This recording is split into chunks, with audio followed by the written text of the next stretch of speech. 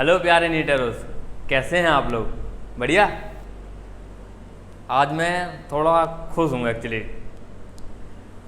खुशी का रीज़न क्या है? एक्चुअली जब ये लेक्चर रिकॉर्ड हो रहा है, आज टीचर्स डे है एंड बहुत से बच्चे पूछते रहते हैं कि नीट का फेज़ मतलब एक साल काफ़ी बड़ा होता है, तो कंटिन्यूसली मोटिवेटेड कैसे रहें, क्या सोर्स ऑफ मोटिवेशन है, क्या है।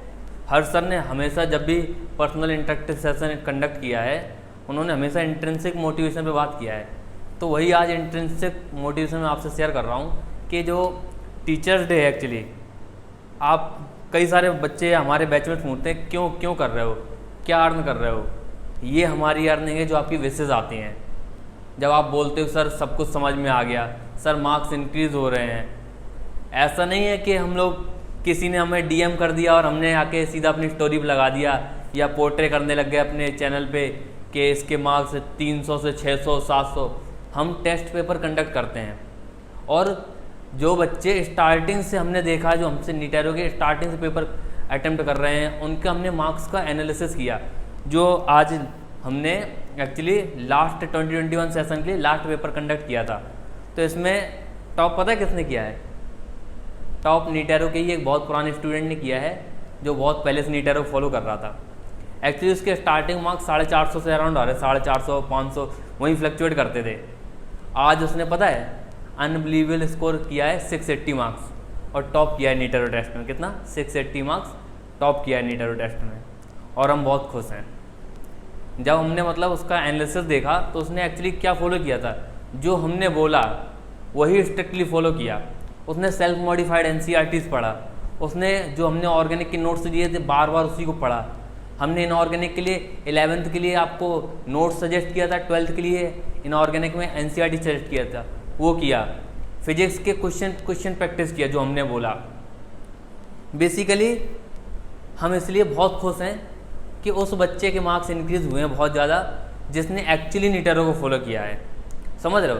ऐसा नहीं है कि बबल की तरह किसी ने डीएम कर दिया और शेयर करने लग गए।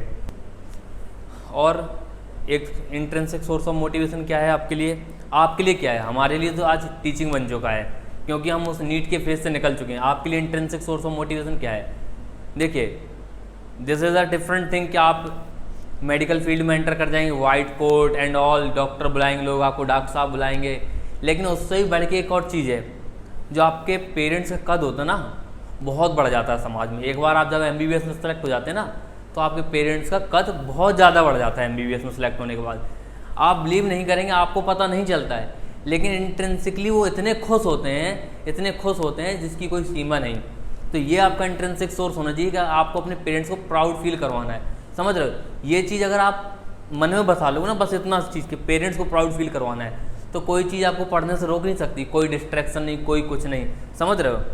और एक चीज़ और बताना चाहूँगा, जैसे आज हर्ष सर स्टैनफोर्ड का अपना क्लास अटेंड कर रहे थे, तो एक प्रोफेसर हैं जिन्होंने 8 डिफरेंट पीएचडी होल्डर हैं, वो अलग अलग टॉपिक्स में पीएचडी किया 8। आज वो अपने आप को, और जैसे कि आज टीचर डे है, वो अपने आप को स्टूडेंट बोलते हैं आज भी, और बताते हैं कि आज भी वो सीख रहे हैं चीज़ें। एक चीज़ है बेटा जो यूनिवर्सल लॉ है, जैसे जैसे आप किसी चीज़ की नॉलेज गेन करते हो, क्या करते हो? किसी चीज़ में नॉलेज गेन करते हो आप। एक चीज़ दिखाता हूँ मैं आपको, नॉलेज वर्सेस ईगो का फैक्ट ग्राफ दिखाता हूँ। ये रहा हमारा, ये हमारा ईगो है बेटा, ये हमारा नॉलेज है, ठीक है। इसका ग्राफ ऐसा होता है, रेक्टेंगुलर हाइपरबोला। जब आपकी नॉलेज बहुत कम होती ना, ईगो बहुत ज़्यादा होता है, आप स्पीकर बहुत होते हो, मतलब बोलते बहुत हो, स्पीकिंग बहुत करते हो। लेकिन जैसे जैसे आपका नॉलेज बढ़ता है ना, आपकी स्पीकिंग कम, लिसनिंग पावर बहुत बढ़ जाती। जैसे आप सेकंड ईयर के स्टूडेंट से मिलोगे तो तुम्हें बहुत उल्टा सीधा बताएगा, कुछ भी बताएगा। लेकिन वहीं आप थर्ड या फोर्थ ईयर के स्टूडेंट से जाके बात करना, इंटर्न से बात करना, एसआर से बात करना, वो तुम्हें मतलब रियलिटी दिखाएंगे। वो बाचाल नहीं होंगे, वो स्पीकर बहुत ज़्यादा नहीं होंगे, वो बहुत अच्छे लिसनर होंगे। समझ रहे हो? जैसे जैसे नॉलेज बढ़ता ना, लिसनिंग पावर आपकी बहुत बढ़ती है। ये चीज़ें कुछ थी आज टीचर्स डे के ओकेज़न पे जो मुझे आपसे बोलनी थी। वैसे हमें आज स्टार्ट क्या करना है, तो अब बातें बहुत हो गई, अब अपने आते हैं मेन टॉपिक पे। आज क्या पढ़ना है? Optical isomerism. उससे भी पहले बेटा मैं क्या करना है, थोड़ा ज्योमेट्रिकल आइसोमेरिज्म का एक पार्ट भूल गया था मैं, मेनली EN/Z नोमेनक्लेचर का, कि आपके मल्टीपल बॉन्ड वाले एटम्स को कैसे एक्सपेंड करते हैं। तो आज हम वो चीज़ पहले देखेंगे, देन ऑप्टिकल आइसोमेरिज्म की तरफ बढ़ेंगे। ओके, देखिए मेनली क्या होता है, अगर आपका जैसे A ट्रिपल बॉन्ड B लिखा हुआ है तो इसको कैसे एक्सपेंड करते हैं, A से 3 बार पहले तो B जोड़ो, B B B, okay, then जितने पाई बॉन्ड हैं उतने ये वाले एटम जोड़ो, कौन से, ये वाले एटम उतनी बार जोड़ दो जितने पाई बॉन्ड है। ये B से 2 बार हम क्या जोड़ेंगे, A, ओके, समझ रहे हो, ऐसे करेंगे। Similarly A double bond B को कैसे एक्सपेंड करेंगे, A से पहले 2 बार आपका B जोड़ा हुआ है, यहाँ एक पाई बॉन्ड है तो B से एक बार हम लोग A जोड़ देंगे, ओके, ऐसे करेंगे एक्सपेंड। तो कार्बन ट्रिपल बॉन्ड कार्बन कैसे एक्सपेंड करेंगे बेटा, जैसे ये कार्बन ट्रिपल बॉन्ड कार्बन है आपका, इसको पहले इस कार्बन से 3 कार्बन जोड़ेंगे, ये 3 कार्बन जोड़ दिए, देन इसमें 2 पाई बॉन्ड है आपके कार्बन ट्रिपल बॉन्ड में, तो इस फर्स्ट कार्बन से 2 बार कार्बन और जोड़ देंगे, फाइन, कर लेंगे। Similarly carbon triple bond nitrogen को कैसे एक्सपेंड करेंगे, बताओ बताओ, कार्बन लिखेंगे, 3 बार नाइट्रोजन ऐड करेंगे, देन फर्स्ट नाइट्रोजन पर जितनी बार पाई बॉन्ड है उतनी बार पहले वाला एटम, जैसे इस केस में कार्बन है तो कार्बन ऐड करेंगे, ओके, ये कार्बन जोड़ दिया। Now carbon double bond carbon को कैसे करेंगे एक्सपेंड, ये रहा, पहले तो कार्बन से 2 बार कार्बन जोड़ेंगे, देन इसमें एक पाई बॉन्ड है तो इस कार्बन पे एक पाई बॉन्ड की जगह एक कार्बन जोड़ देंगे पीछे वाला, okay, fine. Now carbon double bond oxygen को कैसे ब्रेक करेंगे, एक बॉन्ड रह गया इसका, कार्बन डबल बॉन्ड ऑक्सीजन को कैसे ब्रेक करेंगे, कार्बन डबल बॉन्ड ऑक्सीजन को पहले हम लोग कार्बन लिखेंगे, देन 2 ऑक्सीजन अटैच करेंगे, फाइन, ऑक्सीजन अटैच कर दिया तो कितने पाई बॉन्ड है, एक पाई बॉन्ड, तो पीछे वाला एटम एक बार जोड़ेंगे, ये हमारा कार्बन एक बार और जुड़ जाएगा, ओके। तो ये वाला क्वेश्चन करिए जरा आप लोग, कैसे करेंगे, EN/Z नोमेनक्लेचर लिखना है इसका। I और BR में किसको प्रायोरिटी मिलेगी, हमारे इसको मिलेगी 1, ओके, इसको मिलेगी 2। Now carbon double bond carbon कैसा एक्सपेंड होगा आपका, कार्बन कार्बन कार्बन कार्बन ऐसा, और ये तो इसमें और इसमें प्रायोरिटी किसको मिलेगी, डेफिनेटली इसको मिलेगी 1, तो 1 1 हमारे ऑपोजिट साइड है, तो ऑपोजिट साइड में क्या लिखते हैं, एंटीजन, फाइन। ये हमारा कैसा कॉन्फ़िगरेशन हो गया, E, ओके। नाउ यहाँ देखिए साइक्लोप्रोपाइल साइक्लोब्यूटाइल में किसको प्रायोरिटी मिलेगी, साइक्लोब्यूटाइल, ये हमारा 1 हो गया। कार्बन ट्रिपल बॉन्ड कार्बन कैसा एक्सपेंड होगा, carbon carbon carbon carbon then carbon carbon. अब देखो इस ग्रुप में और इस ग्रुप में किसको प्रायोरिटी मिलेगी, डेफिनेटली हमारे ब्लू वाले ग्रुप को प्रायोरिटी मिलेगी, इसको क्या देंगे 1, ये हो जाएगा हमारा 2, तो 1 1 सेम साइड क्या होगा बेटा, Z जूसा मन, फाइन। नाउ इसमें देखिए ये डबल बॉन्ड वाले कार्बन से डायरेक्टली जुड़ा है तो इसको 1 मिल जाएगा, इसको 2 मिल जाएगा। यहाँ सिंगल बॉन्डेड कार्बन देखिए सिंगल बॉन्ड है, देन आपका डबल बॉन्ड आ रहा है, ठीक, फाइन। इस साइड देखिए ये वाला कार्बन है हमारा, ये भी कार्बन है, इस साइड ऑक्सीजन है, इसमें भी इस साइड ऑक्सीजन है, ठीक है। अब इस तरफ देखिए दूसरी तरफ, जैसे मैं ब्लू से मार्क कर रहा हूँ, ये कार्बन देन हमारा ऑक्सीजन आ जाता है, यहाँ कार्बन कार्बन देन ऑक्सीजन आता है, तो प्रायोरिटी किसको मिली, ऑक्सीजन पहले किस में आ रहा है, कार्बन कार्बन ऑक्सीजन, देन इसमें क्या आ रहा है, carbon carbon carbon then oxygen, यहाँ कार्बन कार्बन ऑक्सीजन, तो प्रायोरिटी किसको मिलेगी, जिसमें ऑक्सीजन पहले आ जाएगा, तो प्रायोरिटी हमारी इसको 1 मिलेगी, तो ये क्या हो गया हमारा Z जूसा मन, फाइन। नाउ इसको करिए, ये COOH है, ये हमारा C ट्रिपल बॉन्ड N है, तो कार्बन के बाद नाइट्रोजन आ रहा है, कार्बन के बाद ऑक्सीजन आ रहा, तो एटॉमिक नंबर किसका ज़्यादा है, ऑक्सीजन का, ठीक है, तो इसको मिल जाएगी 1। ये हमारा कार्बन ट्रिपल बॉन्ड कार्बन कैसा एक्सपेंड होगा, ऐसे, फाइन। अब देखिए ये वाला ग्रुप और हमारा ये वाला ग्रुप सेम हो रहा है, तो हाइपोथेटिकल, ये हमारा क्या है, हाइपोथेटिकल, कैसा है, हाइपोथेटिकल, ये हमारा हाइपोथेटिकल है, ये रियल है, तो रियल और हाइपोथेटिकल में किसको प्रायोरिटी देते हैं, रियल को, तो ये हो जाएगा हमारा 1, ये हो जाएगा हमारा 2, तो क्या हो गया 1 1 सेम साइड, तो जूसा मन, समझ गए, कर लेंगे आप, कोई डाउट नहीं ना, ठीक है, आगे बढ़ते हैं। Now optical isomerism, what is optical isomerism, नाम में ही समझ में आ रहा है समथिंग ऑप्टिक्स रिलेटेड। ऑप्टिक्स क्या होती है? लाइट की स्टडी।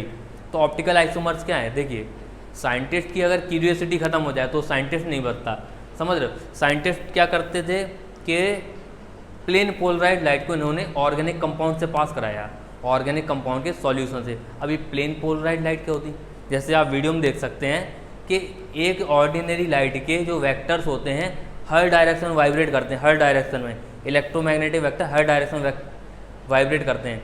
अब एक डिवाइस होती है पोलराइजर या जिसको हम बोल सकते हैं commonly known as Nicol prism. अगर उससे लाइट पास कराते हैं अनपोलराइज ऑर्डिनरी लाइट, तो वो सारे वाइब्रेशन कैंसिल कर देता है, सिर्फ एक डायरेक्शन में लाइट के वाइब्रेशन बचने देता है। क्या करता है? एक डायरेक्शन में लाइट के वाइब्रेशन बचने देता है। जैसे आप वीडियो में देख सकते हैं कैसे लाइट के वाइब्रेशन कैंसिल हो रहे हैं, सिर्फ प्लेन पोलराइज एक प्लेन की वाइब्रेटिंग, एक ही प्लेन में वाइब्रेटिंग इलेक्ट्रोमैग्नेटिक वेक्टर्स आपके प्रोपोगेट कर रहे हैं निकोल प्रिज्म से। ओके, तो जब ये प्लेन पोलराइज लाइट आपके ऑर्गेनिक कंपाउंड से पास कराई साइंटिस्ट ने और एनालाइजर पे एनालाइज किया, तो साइंटिस्ट ने देखा कि एक ही मॉलिक्यूलर फॉर्मूला के कंपाउंड अलग अलग डेविएशन लाइट में प्रोड्यूस कर रहे हैं। कोई क्लॉकवाइज रोटेशन दे रहा है इस प्लेन पोलराइज लाइट में, पीपीएल लाइट में, कोई एंटी क्लॉकवाइज। तो साइंटिस्ट ने सोचा कि मॉलिक्यूलर फॉर्मूला सेम है, स्ट्रक्चर सेम दिख रहा है इनका, फिर क्या डिफरेंस है? इनकी ऑप्टिकल एक्टिविटी डिफरेंट आ रही। तो इन्होंने नए फिनोमेना को बर्थ दिया और बोला कि ये क्या होंगे आपके आपसे ऑप्टिकल आइसोमर्स। इनकी लाइट के प्रति, लाइट की तरफ, लाइट के लिए इनकी बिहेवियर डिफरेंट है इन ऑप्टिकल आइसोमर्स का, समझ रहे हो। किसी कंपाउंड के डिफरेंट आइसोमर्स का लाइट के प्रति बिहेवियर डिफरेंट हो गया, तो साइंटिस्ट ने बोला ये हमारे यहाँ से क्या होंगे? Optical isomers. अब ऑप्टिकल आइसोमर्स जनरेट क्यों हो रही थी? जनरेट बेटा जब फर्दर स्टडीज़ की गई तो ऑप्टिकल आइसोमर्स इसलिए जनरेट हो रही थी कि जो कार्बन था ना उनमें ग्रुप्स का डिफरेंट अरेंजमेंट था, स्पेशियल अरेंजमेंट डिफरेंट था। कार्बन सेम है क्योंकि हम लोग स्टीरियो आइसोमेरिज्म में पढ़ रहे हैं, तो पोजीशन ऑफ एटम्स नहीं बदलेगी, लेकिन स्पेशियल अरेंजमेंट बदलेगा, रिलेटिव अरेंजमेंट बदलेगा, समझ रहे हो। तो इसके वजह से अलग अलग डेविएशन आ रहा था लाइट में, ठीक है। Now conditions for optical activity, हमने ऑप्टिकल आइसोमेरिज्म समझ लिया क्या है, क्यों जनरेट हो रही थी ऑप्टिकल आइसोमेरिज्म। अब कंडीशन क्या है ऑप्टिकल आइसोमेरिज्म, अब जो हमारा मेन टॉपिक है उस पर आते कंडीशन फॉर ऑप्टिकल एक्टिविटी। तो देखिए, मॉलिक्यूल शुड बी कायरल और एसिमेट्रिक। मॉलिक्यूल कैसा होना चाहिए? कायरल या एसिमेट्रिक। अब ये कायरल या एसिमेट्रिक मॉलिक्यूल क्या होते हैं? देखिए, कायरल या एसिमेट्रिक मॉलिक्यूल होते हैं आपके molecule which can't be divided into two equal halves और molecule whose mirror image is non superimposable. देखिए, कायरल या एसिमेट्रिक मॉलिक्यूल क्या होता है? ऐसे मॉलिक्यूल जिनको दो इक्वल हाफ्स में डिवाइड ना किया जा सके। कैसे? ऐसे मॉलिक्यूल जिनको दो इक्वल हाफ्स में डिवाइड ना किया जा सके। जैसे फॉर एग्जांपल अगर मान लूँ मैं एक मॉलिक्यूल है, इसको मैं दो इक्वल हाफ्स में डिवाइड कर सकता हूँ। देखिए, किसी भी एंगल से काट दूँ मैं, दो इक्वल हाफ में डिवाइड हो जाएगा, तो आपका कायरल मॉलिक्यूल नहीं होगा। Okay, similarly molecule whose mirror image is non superimposable. अगर मैं यहाँ पे एक मिरर लगा दूँ और इसकी इस साइड जो इमेज बनेगी, क्या आप फील कर पा रहे हैं? टेप की इमेज टेप पे ओवरलैप कर जाएगी, तो तब भी ये कायरल नहीं है। ऐसे मॉलिक्यूल जिनको ना तो दो इक्वल हाफ में डिवाइड कर सकें, या दूसरी तरीके से बोलें उनकी मिरर इमेज आपकी सुपर इम्पोजेबल ना हो। फाइन। जैसे एक एग्जांपल लेता हूँ, जैसे ये वाला कंपाउंड हमारा कौन सा है, क्या लिखते हैं इसका? 1,2 डाई मिथाइल, लिखो 1,2 di methyl cyclopropane. Okay, 1,2 di methyl cyclopropane. अब देखिए, ये मैंने एक नॉर्मल स्ट्रक्चर बनाया। अब इसको 3D में देखेंगे। 3D में देखेंगे अगर, तो ये अगर दोनों ही मिथाइल आपके सेम साइड होंगे तो सिस अरेंजमेंट होगा, दोनों ही मिथाइल ऑपोजिट साइड होंगे तो आपका ट्रांस अरेंजमेंट होगा। फाइन। अब देखिए, सिस अरेंजमेंट की जब आप इमेज बनाएंगे तो ऐसी बनेगी, और ट्रांस की इमेज बनाएंगे तो ऐसी बनेगी। फाइन। अब देखिए, क्या अगर मैं सिस को ओवरलैप कराऊँ यहाँ पे, तो क्या ओवरलैप करेगा? डेफिनेटली। देखिए, एग्जैक्टली ओवरलैप कर गया। सिस मॉलिक्यूल आपका एग्जैक्टली ओवरलैप कर गया अपने मिरर इमेज के साथ। फाइन। तो ये क्या होगा आपका? कायरल नहीं होगा, ए कायरल मॉलिक्यूल है, ठीक है। ए कायरल मॉलिक्यूल सिमेट्रिक मॉलिक्यूल है। और दूसरी तरीके से भी देख सकते हैं बेटा इसको, जरा यहाँ से अगर प्लेन डाल दूँ मैं तो दोनों तरफ इक्वल हाफ से डिवाइड हो रहा है, ये हो रहा है, फाइन। तो क्या होगा आपका ये ए कायरल मॉलिक्यूल कैसा होगा, ए कायरल, कायरल नहीं है। ऑन द अदर हैंड इसको देखिए बेटा ज़रा, ये मॉलिक्यूल आपका अगर मैं इसको ओवरलैप कराऊँ तो क्या ओवरलैप हो रहा है, देखो नहीं हो रहा ना। डैश के ऊपर सिस डैश के ऊपर आपका वेज आ रहा, वेज के ऊपर डैश आ रहा, तो ओवरलैप नहीं हो रहे हैं। अगर वेज डैश आपको दिक्कत हो रही है कुछ, तो इसको हमने ऑप्टिकल आइसोमेरिज्म में आगे बहुत डिटेल में कवर किया है, तो फर्दर देखिए आगे आपको वेज डैश क्लियर होगा, ठीक है। तो समझ में आ गया कौन सा आपका कायरल है कौन सा नहीं है। ये कायरल नहीं है, ये कायरल है, कैसा है, कायरल, दोनों ही के दोनों कायरल, ये भी कायरल है, ये भी, दोनों ही मॉलिक्यूल अलग हैं। एक अगर आपका क्लॉकवाइज लाइट रोटेट करेगा, दूसरा आपका एंटी क्लॉकवाइज लाइट रोटेट करेगा, फाइन। अब देखिए कायरल या एसिमेट्रिक कार्बन, बिफोर कायरल या एसिमेट्रिक कार्बन क्या होता है वो समझें। पहले देखिए कायरल सेंटर क्या होता है। कायरल सेंटर एक ऐसा एटम होता है जो sp3 हाइब्रिड हो और उसके चारों के चारों ग्रुप जो sp3 हाइब्रिडाइजेशन के अकॉर्डिंग चारों के चारों ग्रुप आपके कैसे होने चाहिए, डिफरेंट होनी चाहिए। वो आपका कैसा होता है, chiral centre. Now chiral centre एक जनरलाइज बात बोल दी। अब कायरल क्या क्या हो सकता है, कायरल ऑक्सीजन देख सकते हैं हम लोग, chiral sulphur, chiral phosphorus, chiral nitrogen, chiral carbon, ऐसे डिफरेंट डिफरेंट एटम्स हम लोग कायरल देख सकते हैं, ठीक है। मेनली हमारा काम कैसे पड़ेगा, कार्बन से। तो कायरल कार्बन क्या होता है, कायरल कार्बन होता है हमारा sp3 hybrid carbon atom which contain 4 different groups is known as chiral या एसिमेट्रिक कार्बन एटम। एक ऐसा कार्बन जिसकी चारों वैलेंसीज sp3 हाइब्रिड हो, चारों वैलेंसी डिफरेंट डिफरेंट ग्रुप से अटैच हो, चारों वैलेंसी डिफरेंट ग्रुप से अटैच हो, कायरल होगा। इसमें कोई भी एक्सेप्शन नहीं है, कुछ भी नहीं, ऐसा ही एग्जैक्टली याद कर लो, ठीक है। एग्जाम्पल देखते हैं, जैसे क्या है आपका लैक्टिक एसिड का एग्जाम्पल लिया है मैंने, किसका लिया है, लैक्टिक एसिड का एग्जाम्पल। इस कार्बन को देखिए, इस कार्बन पे 3 हाइड्रोजन अटैच है, कायरल नहीं हो सकता। इस पे देखिए डबल बॉन्ड ऑक्सीजन है, पहली बात तो ये sp3 हाइब्रिड ही नहीं है, ठीक है। अब बीच वाला बचता है हमारा ये वाला कार्बन, इसको ज़रा चेक करिए, ये CH3 पूरा अटैच है, H अटैच है, OH अटैच, COOH। तो क्या मैं बोल सकता हूँ बीच वाले कार्बन का आपका चारों का चारों ग्रुप जो है आपके डिफरेंट डिफरेंट वैलेंसी से सेटिस्फाइड है और इसका हाइब्रिडाइजेशन क्या है, sp3, फाइन।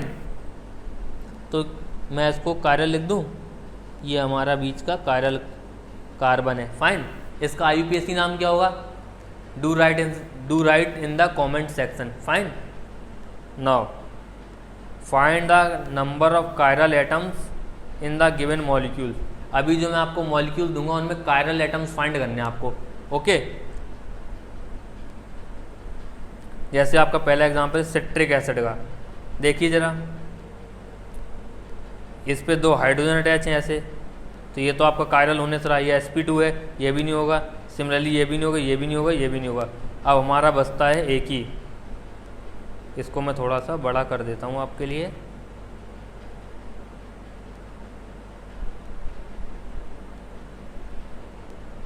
ओके। अब देखिए हमारे लिए ये वाला आइटम बचा बस, फाइन। अब देखिए ये OH है, ये COOH है, ये CF2COOH है, ये CF2COOH है। तो क्या ये दोनों सेम हो गए, तो ये भी कायरल नहीं होगा, नो कायरल सेंटर। क्या लिख देंगे, no chiral centre present, fine. Now tartaric acid, tartaric acid क्या है आपका, जैसे मैं बताऊं आपको, ये वाला नहीं होगा कार्बन क्योंकि sp2 हाइब्रिड है, ये भी नहीं होगा, sp2 हाइब्रिड है। अब ये दोनों चेक करने हमें, ये दोनों sp3 हाइब्रिड है, ओके। तो देखिए इसको देखिए और इसको देखिए, फाइन। ये H है, ये OH है, ये COOH है, ये इतना बड़ा ग्रुप है, तो ये दिख रहा है चारों डिफरेंट डिफरेंट ग्रुप दिख रहे हैं। तो क्या हो जाएगा हमारा पिंक वाला कायरल कार्बन, ये हमारा कायरल कार्बन है। सिमिलरली ये वाला भी कैसा हो जाएगा, कायरल कार्बन हो जाएगा, कायरल, ओके।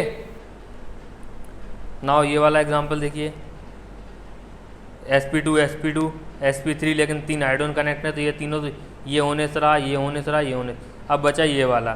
ठीक है, अब देखो इस कार्बन से अटैच हमारा ये CH3 है, ये H है, ये OH है, ये क्या है विनाइल ग्रुप। तो चारों के चारों ग्रुप डिफरेंट हो गए, तो क्या हो गया ये हमारा कायरल सेंटर। ये क्या हो गया हमारा कायरल सेंटर।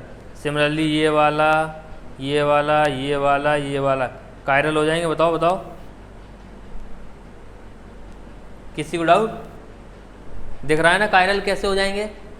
अगर करके देखना, अगर नहीं हो तो कमेंट सेक्शन में लिखना, मैं फर्दर लेक्चर्स में कंसीडर कर लूँगा।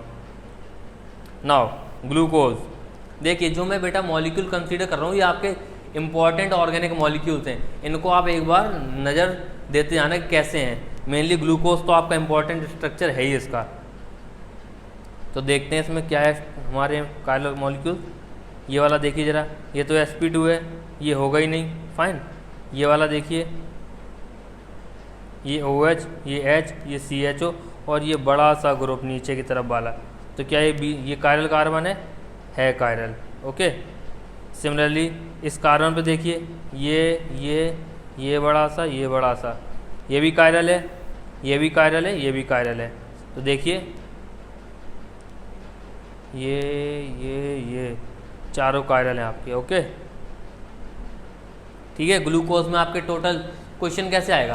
क्वेश्चन ऐसे आ सकता है कि how many chiral carbon atoms in glucose molecule. Okay, तो कैसे निकालो? ऐसे निकालो, 4 कायरल कार्बन। ओके, नाउ इसमें देखिए ये हाइड्रोजन। अब देखो जैसे इस कार्बन एटम को अगर मैं देख रहा हूँ, इस कार्बन को, तो ये हमारा मिथाइल है, ये H है, इस तरफ क्या है CH2 CH2 CH2 CH2। Okay, इस तरफ की लाइन तो मैंने देख ली कैसी रहेगी। अब इस तरफ की देखिए CH2 CH2 CH2 CH2, तो इस तरफ की लाइन कैसी रहेगी हमारी? ये भी CH2 CH2 वाली। तो क्या हुआ, मॉलिक्यूल्स 2 ग्रुप तो इसके सेम है, लेकिन दूसरे 2 जो हैं इस तरफ से इस तरफ से सेम है, तो ये कैसा रहेगा? ए कायरल मॉलिक्यूल। कैसा रहेगा? ए कायरल मॉलिक्यूल, या ये सेंटर कैसा है? ए कायरल सेंटर। ओके फाइनली यार, लेक्चर स्टार्ट करते हैं फिर। फाइन, ये हो गया कैसा? इसमें कोई कायरल सेंटर नहीं है, ना ही ये मॉलिक्यूल कायरल है। इसमें देखिए ये कायरल कार्बन एटम नहीं होगा क्योंकि 2 मिथाइल हो गए। ओके, इसको देखिए, एक हाइड्रोजन है हमारा, एक हाइड्रोजन है, एक Br है। इस तरफ से जाओ CH2C, मिथाइल मिथाइल मिलता है, इस तरफ जाओ CH2 CH2 CH2, फिर कार्बन मिथाइल मिथाइल मिलता है। तो ये कैसा हो गया हमारा? Chiral centre. कैसा हो जाएगा हमारा? ये कायरल सेंटर। फाइन, एक कायरल सेंटर। नाउ इसमें देखिए इसके चारों ग्रुप डिफरेंट हैं, तो ये कायरल सेंटर है। इसके चेक करिए, चारों ग्रुप डिफरेंट दिख रहे हैं, ये भी हमारा कायरल सेंटर। इसको चेक करिए ज़रा, चारों ग्रुप डिफरेंट दिख रहे हैं, ये भी हमारा कायरल सेंटर है। ज़रा इसको चेक करिए, क्या चारों ग्रुप्स आप डिफरेंट देख सकते हो अब? तो ये भी हमारा कैसा है? Chiral centre. इसको चेक करिए ज़रा, क्या चारों ग्रुप डिफरेंट देख सकते हो इतने सारे एग्जाम्पल करने के बाद? ओके, ये हमारा क्या है? Chiral centre. कितने दिख रहे हैं? 1 2 3 4 5 कायरल कार्बन दिख रहे हैं इसके अंदर। ओके, नाउ ये देखिए ये कैसा है? Sigma sigma sigma lone pair. तो कैसा हो गया हाइब्रिडाइजेशन? sp3। कैसा हो गया हाइब्रिडाइजेशन? sp3। अब देखिए जो लोन पेयर होता है इसको भी हम एक डिफरेंट ग्रुप की तरह कंसीडर करते हैं। कैसे? डिफरेंट ग्रुप की तरह कंसीडर करते हैं। तो चारों डिफरेंट ग्रुप हो गए, ये और ये वाला ग्रुप हमारा, ये वाला ग्रुप और ये 4 डिफरेंट ग्रुप हैं। sp3 हाइब्रिडाइजेशन है। तो सल्फ़र कैसा हो गया हमारा? ये सल्फ़र हमारा हो गया कायरल सल्फ़र। ओके, नाउ इसको देखिए, ये ऑक्सीजन है हमारा,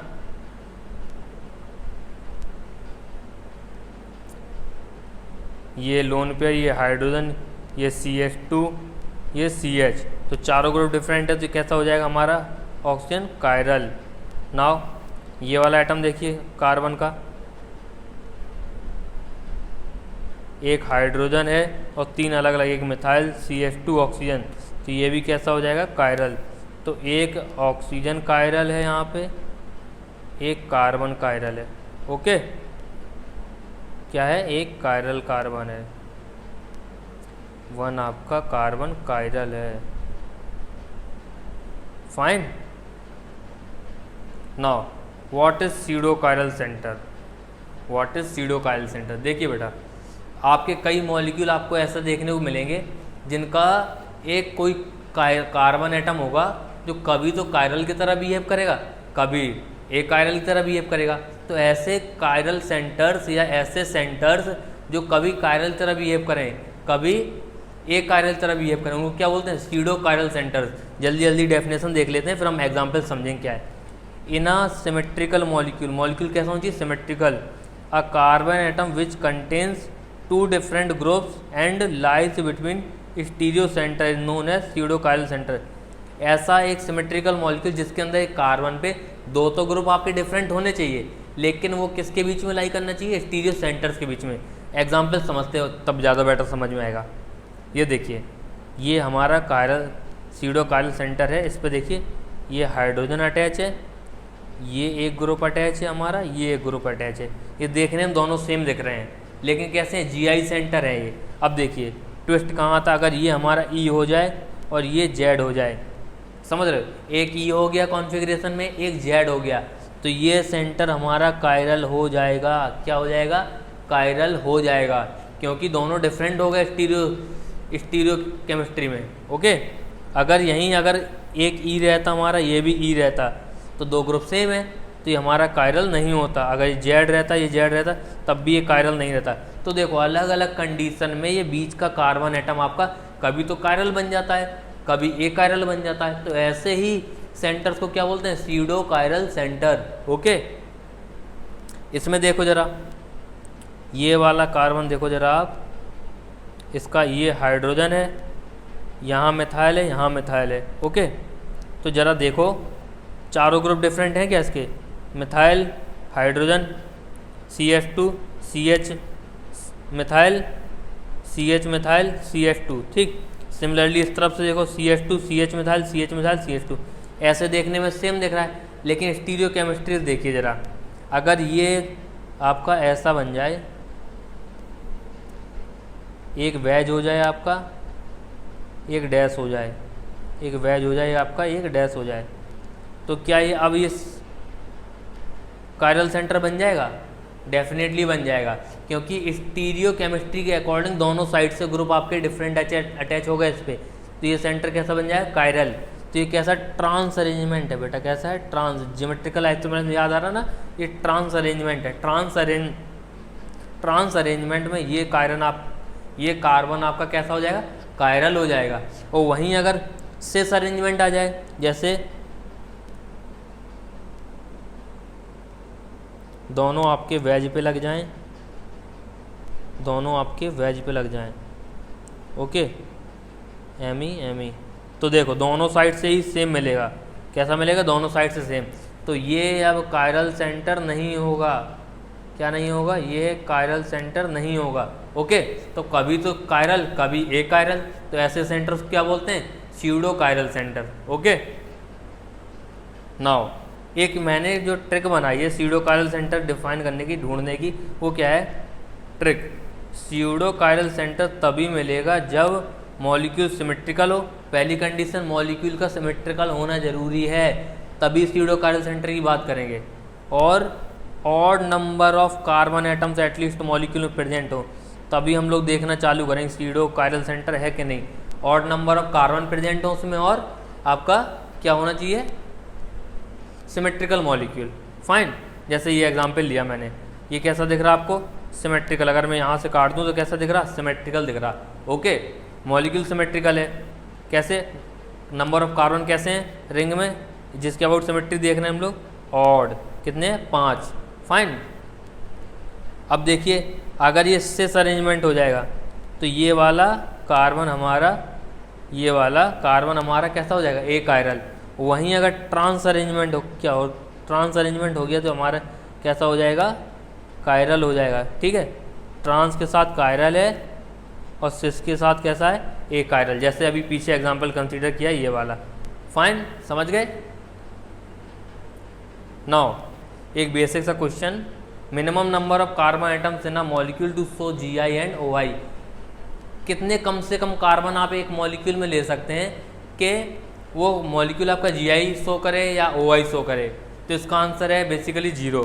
जैसे कि मैं पहले आपको बता चुका हूँ, एजो कंपाउंड्स हमारे हमेशा GI शो करते हैं और उनमें ज़रूरी नहीं कार्बन हो, nitrogen double bond nitrogen. Okay, तो ये तो हमारा GI के लिए हो गया, 0 कार्बन, 0 चाहिए।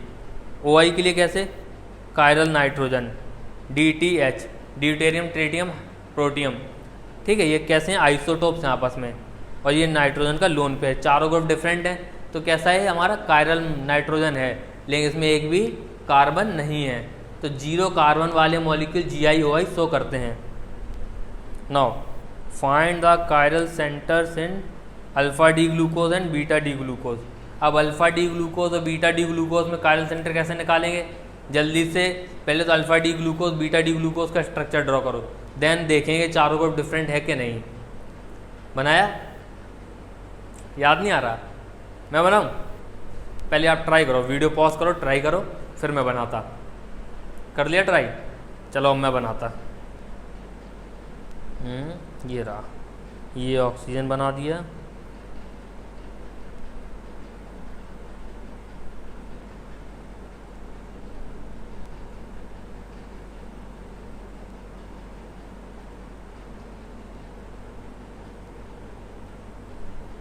ये हमारा बन रहा है अल्फ़ा डी ग्लूकोज। कैसा D glucose, alpha D glucose.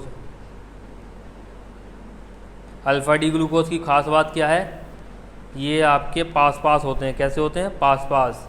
ठीक है, ये हमारा एनोमेरिक कार्बन है, एनोमेरिक कार्बन और सेकंड नंबर के कार्बन पे जो OH होते हैं वो दोनों पास पास होते हैं। तो कैसा हो जाता है, अल्फ़ा डी ग्लूकोज। ओके, तो चेक करते हैं जल्दी जल्दी सारे। पहले तो कार्बन सारे मार्क करता हूँ मैं, ये कार्बन चेक करना, ये करना, ये करना, ये करना, ये करना और ये वाला चेक करना। ओके, तो जल्दी जल्दी चेक करते हैं। आइए, ये H, ये ऑक्सीजन, ये OH और ये इतना सा बड़ा सा ग्रुप, इतना बड़ा जो लगा है, ये एटम कैसा हो गया, कायरल। ओके, सिमिलरली ये H, ये OH, ये वाला ग्रुप, ये वाला ग्रुप कैसा हो गया, ये भी कैसा हो गया, कायरल हो गया। ओके, तो यहाँ पे देखिए ये H, ये बड़ा सा ग्रुप, ये बड़ा सा ग्रुप, ये भी कायरल, ये भी कायरल, और इसको देखिए ये भी कायरल। अब इसको देखिए, इसमें 2 हाइड्रोजन अटैच है, तो ये कायरल नहीं है। फाइन, तो हमारे कितने कायरल आए, ये कायरल आया, ये कायरल आया, ये कायरल आया, ये कायरल आया और ये कायरल आया। कितने कायरल आए, कार्बन आए हमारे 5। देखिए, ओपन चेन स्ट्रक्चर में 4 कार्बन हमारे कायरल आए थे, क्लोज चेन स्ट्रक्चर में कैसे आएंगे, 5 chiral centre, 5 chiral carbon present. Fine, अब बीटा डी ग्लूकोज ड्रॉ करो। बीटा डी ग्लूकोज अब तो याद आ गया होगा, बीटा डी ग्लूकोज के OH कैसे होते, ऑपोजिट। फाइन, तो ड्रॉ करते हैं बीटा डी ग्लूकोज। ऑक्सीजन ये रहा, OH H OH H, third carbon का OH इसका हमेशा ऊपर रहेगा। ठीक है, वो तो ग्लूकोज की पहचान है। ये हमारा क्या है, बीटा डी ग्लूकोज। देखिए इसकी फीचर क्या है, ये देखिए, ये ऑपोजिट साइड है, दोनों ग्लूकोज क्या है, ऑपोजिट साइड। इसमें भी क्या होगा आपका, ये कायरल होगा, कोई डिफरेंस नहीं है, बस इनके स्ट्रक्चर में डिफरेंस है। ये कायरल होगा, ये कायरल, ये भी कायरल। कितने, 5 कायरल कार्बन्स। फाइन, कर लेंगे। Now find the number of isomers structural plus stereo of a molecule having molecular formula C2HCl Bri। ये क्या किया इन्होंने, ईथीन का चारों हाइड्रोजन हटा के हैलोजन्स लगा दिया है। तो इसके सारे के सारे आपसे स्टीरियो पूछे हैं, सारे के सारे स्ट्रक्चर पूछे, दोनों का सम पूछा है बेटा। तो देखिए स्ट्रक्चर कैसे ड्रॉ करते थे, एक को फिक्स करते थे, बाकी सबको रोटेट करते थे, जैसे हमने देख रखा है पीछे स्ट्रक्चर आइसोमर। मैं क्या करूँगा, carbon double bond carbon draw करूँगा, यहाँ फ्लोरीन फिक्स कर दूँगा। ठीक है, तो बाकी 3 आ सकते हैं, तो 3 स्ट्रक्चर ड्रॉ करता मैं। बाकी बचे हुए एटम कितने हैं? 3। Chlorine bromine iodine. यहाँ मैं लगा रहा हूँ क्लोरीन, ये ब्रोमीन, ये आयोडीन। फाइन। अब अगली बार क्या लगा दूंगा? यहाँ मैं ब्रोमीन लगा दूंगा, यहाँ आयोडीन, यहाँ क्लोरीन।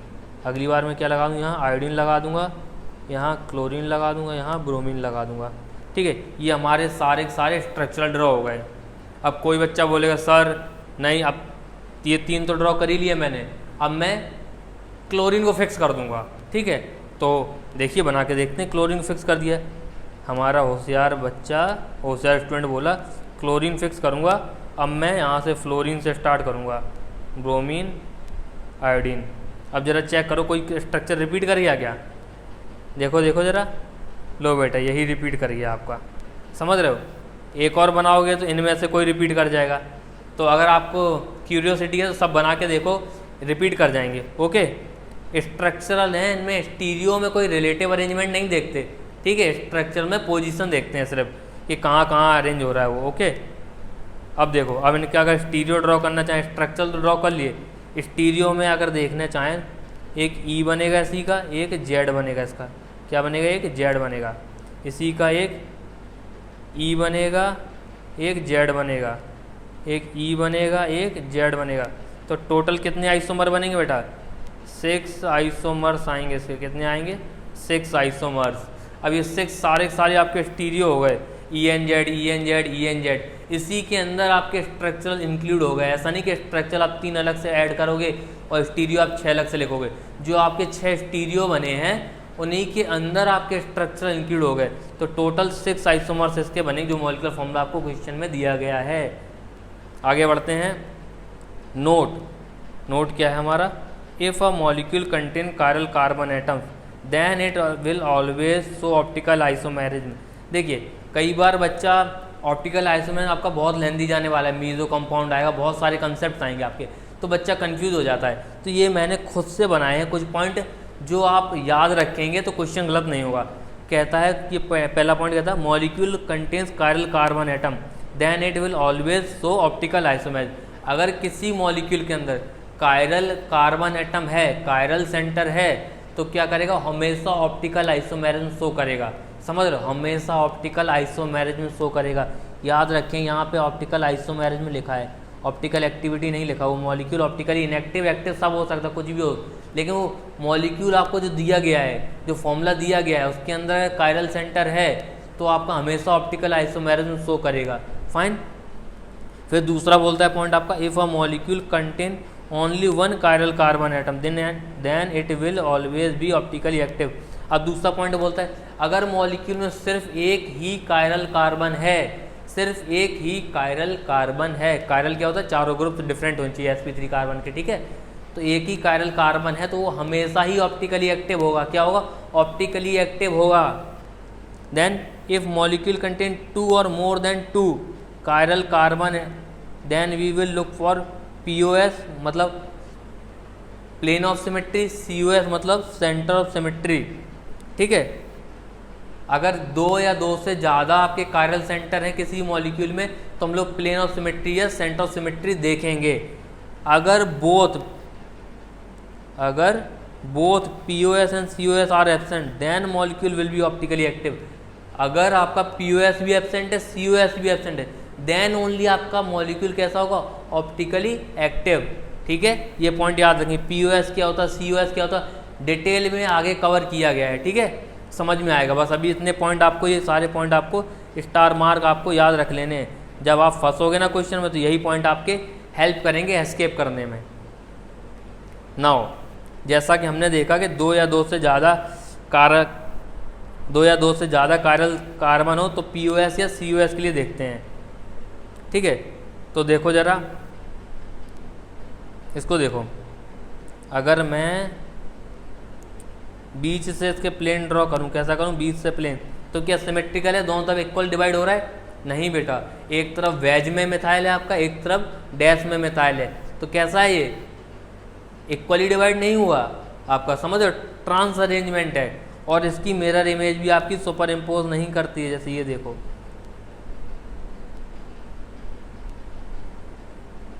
लो वेज डैश के ऊपर आ रहा है, डैश वेज के ऊपर आ रहा है, नहीं करेगी सुपर इम्पोज।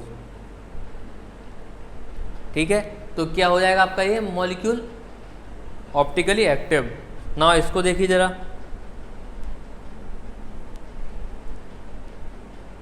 देखिए ओवरलैप कर रहा है एग्जैक्टली, क्या कर रहा है ओवरलैप, ओवरलैप। और साथ ही साथ देखो जरा प्लेन ऑफ सिमेट्री भी मिलेगी बेटा इसके अंदर, क्या मिलेगी प्लेन ऑफ सिमेट्री। दोनों मॉलिक्यूल कैसे हैं प्लेन ऑफ सिमेट्री है इनके अंदर। क्या है पीओएस है, तो पीओएस है तो कैसे होंगे ऑप्टिकली इनएक्टिव, कैसे होंगे ऑप्टिकली इनएक्टिव। ये पहली और दूसरी स्लाइड में भी मैंने बताया था कि ऑप्टिकली एक्टिव की कंडीशंस क्या हैं, उनकी मिरर इमेज सुपर इम्पोजेबल नहीं होनी चाहिए और आपके मॉलिक्यूल दो इक्वल हाफ में डिवाइड नहीं होना चाहिए। यहाँ तो दो इक्वल हाफ में डिवाइड हो रहा है, तो कैसा हो जाएगा ऑप्टिकली इनएक्टिव। कैसा ऑप्टिकली इनएक्टिव मतलब प्लेन पोलराइज लाइट को PPL do not show any activity toward PPL. Okay, now plane of symmetry. What is plane of symmetry?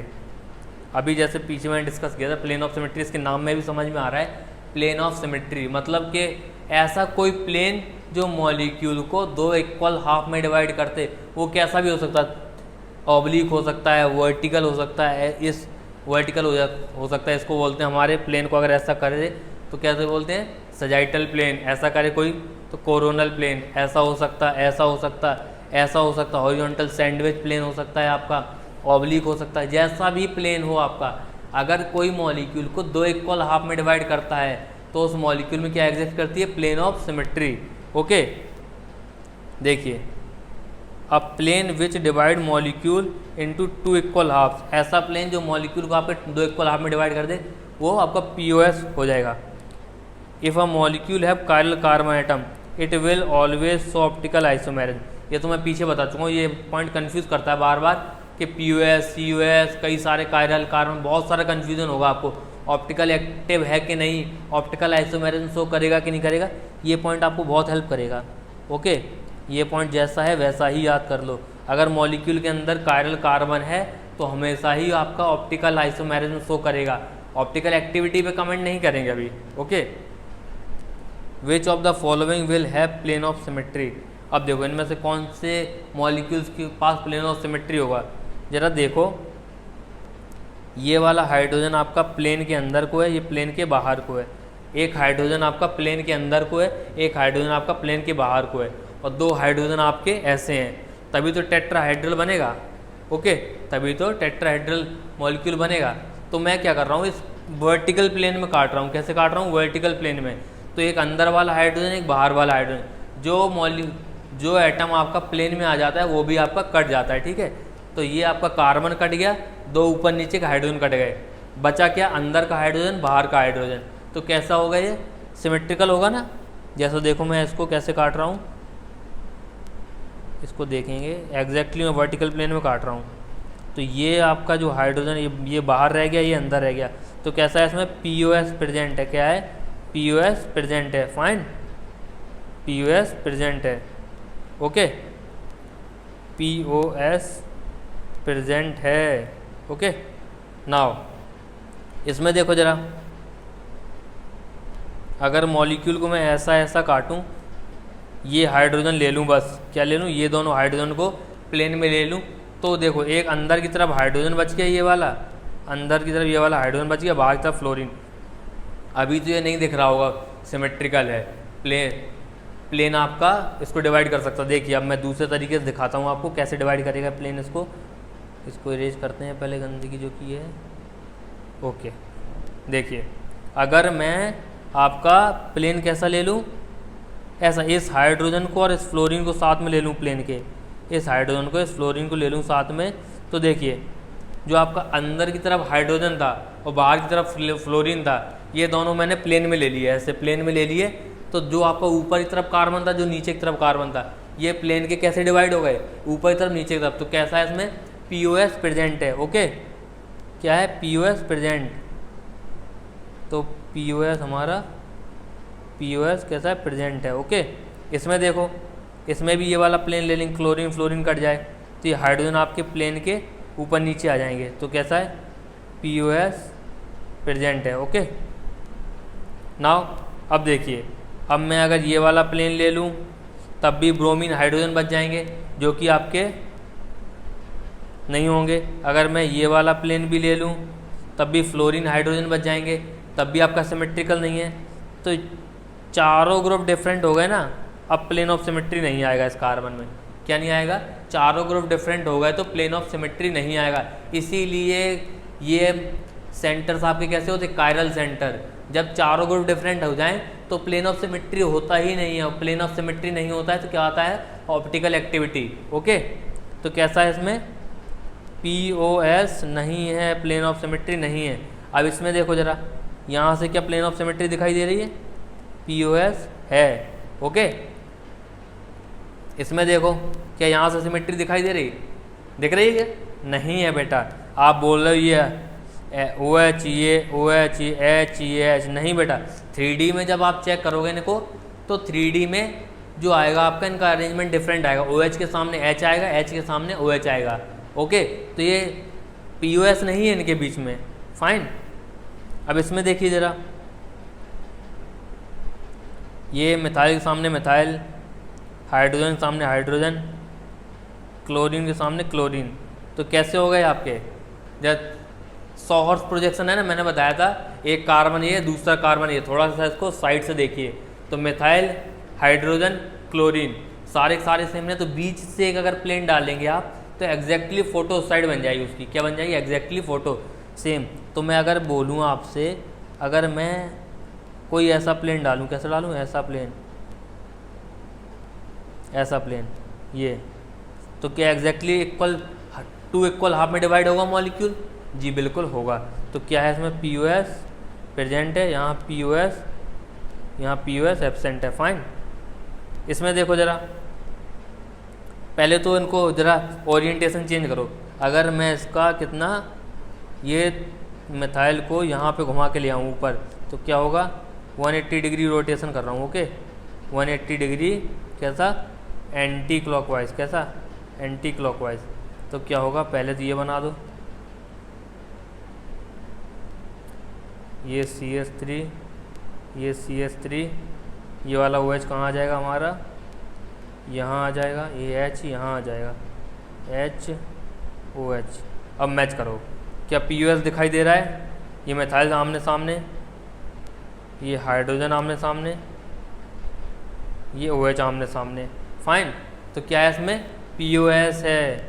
क्या है, POS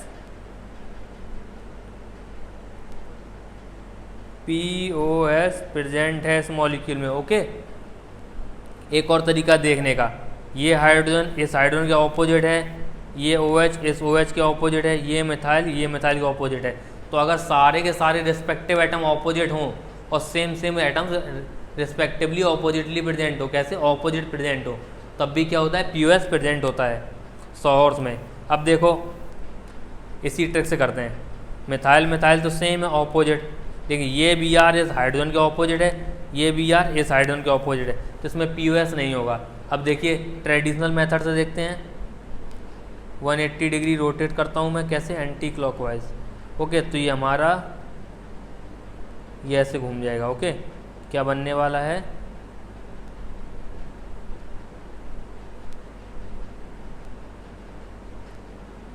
ये CH3, ये CH3, ठीक है, यहाँ पे आएगा हमारा एग्जैक्टली Br,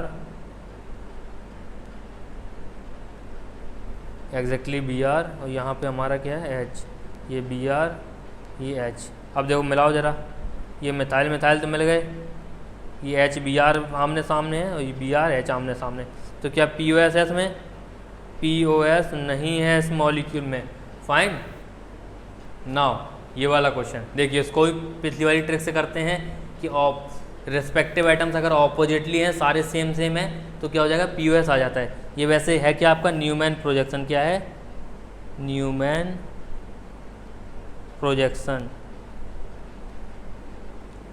प्रोजेक्शन। ओके तो देखो ये फ्रंट कार्बन है, ये आपका बैक कार्बन है। ओके तो देखो ये CH3 किसका है, बैक कार्बन का, ये CH3 फ्रंट कार्बन का ऑपोजिट है। ये आपका फ्रंट कार्बन का OH, ये बैक कार्बन का OH ऑपोजिट है।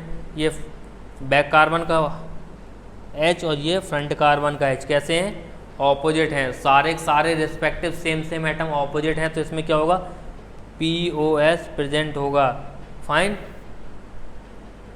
इसमें देखो जरा, अब जरा देखना, अगर मैं ऐसा ले लूँ प्लेन, कैसा ले लूँ? ऐसा, एग्जैक्टली ऐसा, तो देखो क्या मॉलिक्यूल इक्वल हाफ में डिवाइड हो रहा है? ये वाला मिथाइल ऊपर की तरफ है, तो इस तरफ भी मिथाइल ऊपर की तरफ है। ये वाला मिथाइल तो आपका प्लेन में आ गया, तो जो प्लेन में एटम आ जाते हैं वो इक्वली कट जाते हैं, ठीक है। तो ये तो आपका प्लेन में चला गया आपका, बाकी दोनों तरफ देख लो इक्वल है, ये पूरा पार्ट बराबर है, तो क्या होगा? POS प्रेजेंट है। फाइन।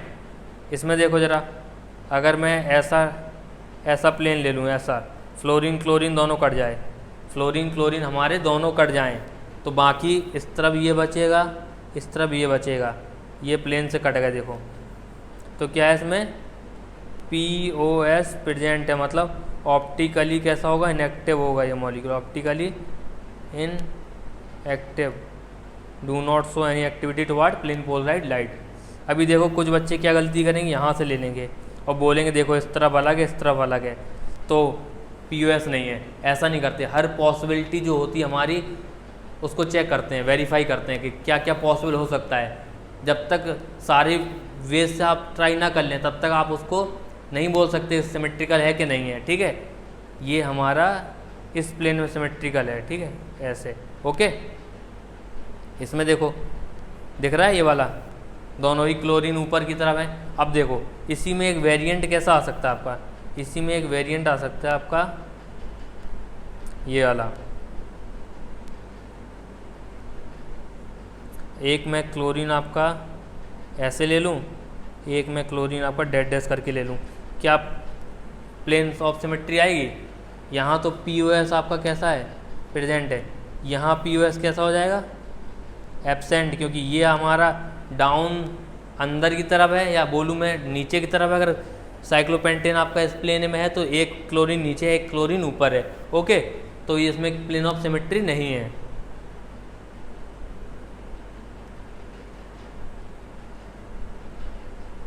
नाउ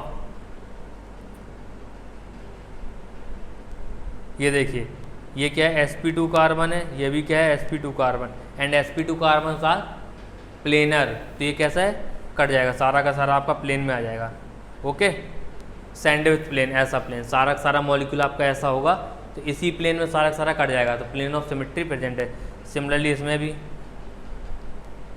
ओके, और साथ ही साथ आप ये एक चीज़ और देख सकते हो इसमें प्लेन ऑफ सिमेट्री में, यहाँ देखिए, क्या मैं अगर ऐसे काट दूँ तब भी प्लेन ऑफ सिमेट्री मिलेगी? देखो इस हाइड्रोजन के रिस्पेक्टिवली ये वाला प्रेजेंट है, इस क्लोरीन के रिस्पेक्टिवली ये प्रेजेंट है, तो अगर 20 से भी मैं काट दूंगा तब भी इक्वल में है, लेकिन इसको 20 से काटूंगा तो नहीं है, क्योंकि ये हाइड्रोजन क्लोरीन के रिस्पेक्टिव नहीं है, ये सिर्फ आपका कौन से प्लेन में डिविजिबल है? सैंडविच प्लेन में। ओके, ये वर्टिकल प्लेन इसके लिए पॉसिबल नहीं है, इसके लिए वर्टिकल प्लेन भी पॉसिबल है, सैंडविच प्लेन भी पॉसिबल है, ठीक है, सैंडविच प्लेन भी।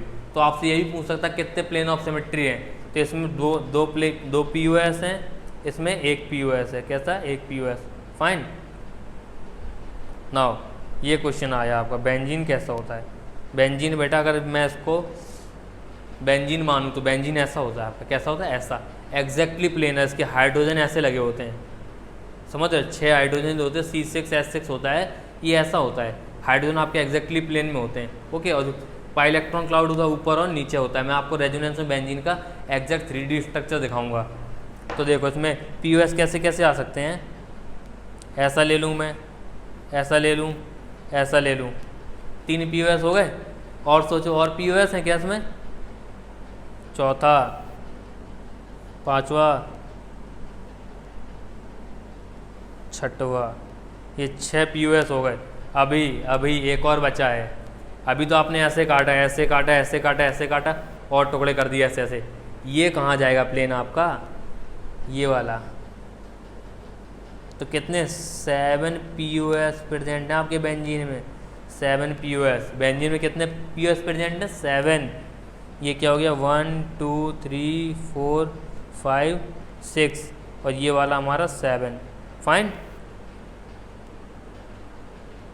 नाउ कुछ वेरी इंपॉर्टेंट पॉइंट हैं उनको देखते हैं, फिर आज का लेक्चर ऑलरेडी लगभग 50-55 मिनट का हो गया है, तो ख़त्म करते हैं।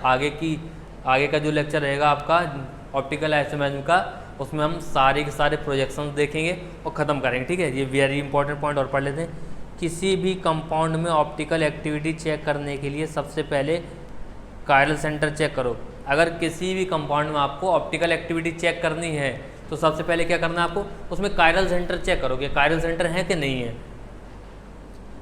एक कायरल सेंटर है तो हमेशा ही ऑप्टिकली एक्टिव होगा। समझ रहे, जो पीछे बातें बोली उनको कंपाइल किया है। अगर किसी मॉलिक्यूल में ऑप्टिकल एक्टिविटी चेक करनी है सबसे पहले क्या करना है, कायरल सेंटर चेक करो। अगर एक कायरल सेंटर है तो always optically active, no doubt.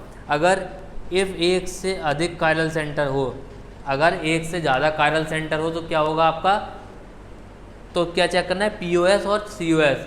Molecule तभी आपका ऑप्टिकली एक्टिव होगा जब उसमें POS भी एब्सेंट हो और COS भी एब्सेंट हो। ओके, यहाँ पे एक एक्सेप्शन है आपका, एक कायरल सेंटर प्रेजेंट है तो फ्लिपिंग का केस होता है एक नाइट्रोजन के साथ। उसमें नाइट्रोजन आपका कायरल तो होता है बट ऑप्टिकली एक्टिव नहीं होता, क्योंकि वो परमानेंट फ्लिप कर रहा होता है। फ्लिपिंग में आगे आपको डिटेल में बताऊंगा कैसे फ्लिप कर रहा होता है, एग्जाम्पल ले लूँगा मैं एक। तो फ्लिपिंग के केस में आपका कायरल सेंटर जो होता है ऑप्टिकली इनएक्टिव हो जाता है कंपनसेशन की वजह से। ठीक है, और इसमें कुछ और कंपाउंड आते हैं आपके क्यूमुलेटिव पॉलीन्स और आपके स्पायरो बैक टू बैक स्पायरो कंपाउंड जो होते हैं आपके, वो भी आते हैं, वो भी आगे कंसीडर करूँगा। उनमें कायरल सेंटर ना भी हो तब भी ऑप्टिकली एक्टिव होते हैं। ओके, नाउ आगे हम लोग क्या पढ़ेंगे, sp3 कार्बन के जो अलग अलग प्रोजेक्शन है कैसे कैसे लिख के उनकी हम लोग स्टडी करते हैं। देखो हर बार साइंटिस्ट तो स्टडी कर नहीं सकता कि बार बार प्लेन पोलराइड लाइट को हर सॉल्यूशन से पास करा रहा, एक मॉलिक्यूल के बहुत सारे आइसोमर्स हैं तो कितनी बार उसके अलग अलग आइसोमर्स लाएगा, अलग अलग ऑप्टिकल एक्टिविटी चेक करेगा, नहीं कर सकता इतना। तो उन्होंने कुछ बहुत सारे मॉलिक्यूल्स का पहले तो एक्सपेरिमेंटल चेक किया, फिर उनका स्ट्रक्चर चेक किया, उनके स्ट्रक्चर से कुछ बेसिक रूल्स बनाए। वो रूल्स हम लोग अलग अलग प्रोजेक्शन में अप्लाई करते हैं। ठीक है, वो प्रोजेक्शन हम लोग आगे फर्दर आने वाले लेक्चर में पढ़ेंगे। जैसे आपका वेस्ट डैश प्रोजेक्शन पढ़ेंगे, अभी मैंने बताया था, फिशर प्रोजेक्शन पढ़ेंगे, सॉहर्स न्यूमैन प्रोजेक्शन पढ़ेंगे, और जो कॉन्फ़िगरेशन है हमारे ऑप्टिकल आइसोमर्स चेक करने के लिए कॉन्फ़िगरेशन, हम लोग रिलेटिव कॉन्फ़िगरेशन को चेक करते हैं। जैसे D और L एक्सपेरिमेंटली डिटरमाइन होते हैं कि डेक्स्ट्रो रोटेटरी है कि लीवो रोटेटरी। डेक्स्ट्रो रोटेटरी कैसे होते हैं, जब प्लेन पोलराइड लाइट आपकी क्लॉकवाइज रोटेट कर जाए। कैसी रोटेट कर जाए, क्लॉकवाइज, तो क्या होता है आपका डेक्स्ट्रो रोटेटरी। और प्लेन पोलराइड लाइट आपकी एंटी क्लॉकवाइज रोटेट करे तो क्या होता है आपका लीवो रोटेटरी। तो ये एक्सपेरिमेंटल कॉन्फ़िगरेशन होता है आपका। RS आपका एब्सोल्यूट कॉन्फ़िगरेशन थ्योरेटिकली डिटरमाइंड होता है। DL भी हमारा रिलेटिव कॉन्फ़िगरेशन, थ्रो आपके रिलेटिव कॉन्फ़िगरेशन। तो ऐसे ऐसे डिफरेंट कॉन्फ़िगरेशन और हमारे different projection of sp3 carbon, इनको हम लोग फर्दर लेक्चर में पढ़ेंगे। ठीक है, अभी सारा समझ में आया, कोई डाउट तो नहीं। बहुत सारे क्वेश्चन प्रैक्टिस किए हम लोगों ने, कोई दिक्कत नहीं आई आपको। फिर भी कोई दिक्कत आए तो कमेंट सेक्शन में लिखिए। और जो मैंने आपको एक क्वेश्चन दिया है जिसका IPSC नाम लिखना था, वो भी कमेंट सेक्शन में लिख के बताइए। ठीक है, कहीं भी आपको कोई दिक्कत है वो भी कमेंट सेक्शन में लिखिए। बेसिकली आपको कोई भी दिक्कत हो तो कमेंट सेक्शन में लिखिए। ठीक है, थैंक यू, पढ़ते रहिए।